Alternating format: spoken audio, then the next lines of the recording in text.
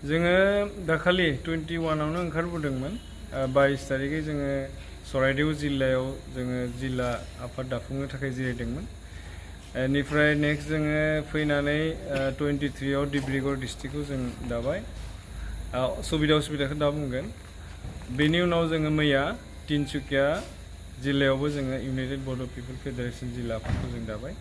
बे मोनथाम गोलाव सम दावबायनायाव जोङो बर' मानसिफोरनि न'खर जायगाफ्राव थांनानै जों मोनथिबाय, बिथांमोननि खोथानिफ्राय जों मोनथिबाय जे बिथांमोननाव दिनैसिमबो जेबो डेभेलपमेन्टनि खोथा गैया।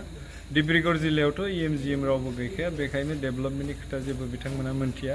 खायसे काउन्सिलनि सोमोन्दैबो मोनथिया। दा बिथांमोनखौ जोङो काउन्सिलनि खोथा, डेभेलपमेन्टनि खोथा, खामानि दामानि खोथा गोबां मावबावनांगौ दङ होननानै बिथांमोना फोरमायदों आरो जोंबो नुबोदों जेबो डेभेलपमेन्टनि खोथा ओंखाराखै। चराइदेवआनो जा, डिब्रुगड़आनो जा, तिनसुकियानो जा, जोङो तिनसुकियाव बर' राव रोंनाय मोनफा मोननै गामियाव थांनानै जों नुहैदों बिथांमोना बर' रोंगौ आरो आलाय सिलाय जानानै दङ। लामानि थासारि गैया, दैनि थासारि गैया, लाइननि थासारि गैया, बेबादि गोबां जेंना दङ। बे जेंनाफोरखौ सुस्रांनो गोनां जोंहा गोबां मावलांनो गोनां खोथा दङ। दिनै फैयै जोङो धेमाजि जिल्ला सफैबाय आरो धेमाजि जिल्लायाव जोङो दिनै लिडारशिप मिट जों खालामबाय, इन्टेलेक्सुयेल मिटबो जों खालामबाय, जों सावरायबाय बेयाव मा जेंना दङ आरो आगोलथ' जों माबादि खामानि मावलांनांगोन, माबादि जोङो रायजो राजाफोरखौ लाफानानै खामानि मावलांनांगोन जों बिथांमोनजों सावरायबाय। जोबोद गोजोननाय मोनबाय आं बिथांमोन बायदि दैदेनगिरि मोननानै जोङो जोबोद गोजोननाय मोनदों आरो। डेफिनेटलि मावफुंजागोन।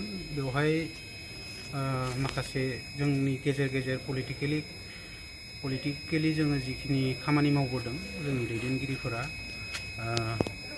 बर'नि दैदेनगिरिफोरा, बेयाव माखासे गेजेर मायाबा लेफ्ट जालांदों होननानै जोङो अनुभब खालामनानै मोनो दानि जेनेरेसन हिसाबै। मानोना नोंथांमोना नाय आरो नोंथांमोना मेडियानि मानसियानो जिहेतु बांसिन ओनसोल जायगा बेरायो। दिनै जोंनियाव धेमाजि जिल्ला हिसाबै नायोब्ला जिखिनि ओनसोलफ्राव जोंना बर' डमिनेटेड एरिया ओनसोल, बर' जायगाफोराव डेभेलपमेन्टआ सिगां 30 बोसोर सिगां जेरैमोन, 20 बोसोर सिगां जेरै अबस्थामोन, दिनैबो बे एखे अबस्थायानो दङ। दा बे बिराद गिदिर कुइसन। माने नोङो बिभिन्न गासैबो ग्राउन्डआवनो नों नोजोर बोनो हायो, जोङो नायब्ला नुयो।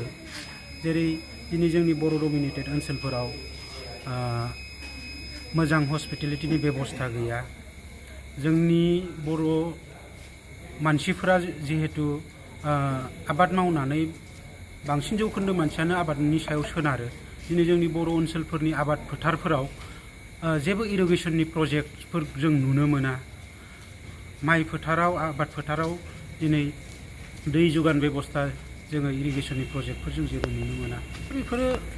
बेफोरखौ नायोब्ला जोंनि ओनसोलफोरनि डेभेलपमेन्टआ बिराद मोनसे जिर' जादों आरोखि। जोङो नायो दिनै बेफोरनो डेभेलपमेन्टआ जुदि नोङो गभर्नमेन्ट स्किमफोरखौथ' जोङो मोनबोदों, नाथाय नांगौ बादि इमप्लिमेन्ट जायाखै। कारापसन जादों प्लास। दा बेफोर जिनिसाव जादों। दिनै गंसे कालभार लुब्ला, एग्जाम्पल होबाय आङो, गंसे कालभारा 1.5 लाख थाखायाव ओंखारो, 1.5 लाखबो थाङा। 5 लाखनि कालभारनि जिथु डिजाइन मोनसे एस्टिमेट, माने डिजाइन जिथु डायग्राम, बे मथे 1.5 लाखबो थाङा। जायनि जाउनाव जोंनि स्किमफोरा मा जायो, कालभारल' जायो। ना कालभारल' जायो। माने बेवहाय मानोना बेवहाय कन्ट्रेक्टरा बेवहाय प्रफिट दङ। जेराव प्रफिट बारा बैफोर जिनिसखौल' मावनाय जादों। नाथाय जाय जिनिसफोरानोखि जोंनि ओनसोलखौ डेभेलप खालामनांगौ, माखासे जोंनो इनस्टिटिउटफोर नांगौमोन, मेडिकेल नांगौ, भेटेरिनारिनि बेबस्था नांगौ। जोंनि बर' मानसिफोरनि माने इक'नमिक जिथु माने बेबस्था, बियो माने दाउ, अमा, हांसो, बोरमा, मोसौ फिनानै माने सोलियो गामि लेभेलाव। दा भेटेरिनारिनि खुनु मोनसे बेबस्था जोंनि बर' ओनसोलफ्राव गैया। जोङो नुबोबाय थादों गेजेर माखासे गभर्नमेन्टफोरा, लास्ट थांनाय सर्बानन्द सन'वाला जेब्ला CM मोन आसामनि, बे समावबो गभर्नमेन्टआ, BJP गभर्नमेन्टआ निड बेस माखासे एरियासफोराव मडेल स्कुल गायसनबोदों। नाथाय जोंनियावबो निड बेस ओनसोलफोर दङमोन।